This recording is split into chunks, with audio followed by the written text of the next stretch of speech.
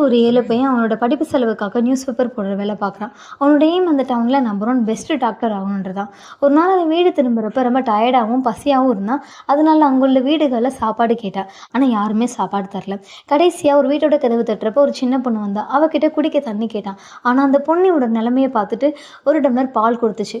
அதை குடிச்சிட்டு தன்னோட கையில இருந்து கொஞ்சம் பணத்தை கொடுத்து நன்றி சொன்னான். ஆனால் அந்த பொண்ணு பணத்தை வாங்க மறுத்துடுச்சு. வருஷங்கள் ஓடிச்சு. இப்போ அந்த சின்ன பொண்ணு பெரிய பெண்மணியாகவே வளர்ந்துட்டாங்க. ஒரு நாள் அந்த பெண்ணுக்கு ரொம்பவுமே உடம்பு சரியில்லாமல் போச்சு. நிறையா டாக்டர்ஸ்ட்ட போய் பார்த்தோம். பணம் செலவாச்சு ஒழிய அவங்களோட வியாதி க்யூர் ஆகவே இல்லை. கடைசி அந்த டவுனில் பெஸ்ட் டாக்டர்கிட்ட ட்ரீட்மெண்ட் எடுத்தாங்க. அவங்களோட உடம்பும் சரியாயிடுச்சு. ஆனால் டிஸ்சார்ஜ் ஆகிட்டே அவங்க கையில் பணம் இல்லாததுனால ரொம்பவுமே பயந்தாங்க. அப்போ தான் ஒரு சர்ப்ரைஸ் நடந்துச்சு. அந்த ஹாஸ்பிட்டல் நிர்வாகம் பில்லை கொடுத்து வீட்டுக்கு போக சொல்லிட்டாங்க. அந்த பில்லில் என்ன இருந்துச்சுன்னா, ஒரு டம்ளர் பாலுக்கும் சேர்த்து அனைத்து தொகையும் செலுத்தப்பட்டு ஆகிவிட்டது அப்படின்னு.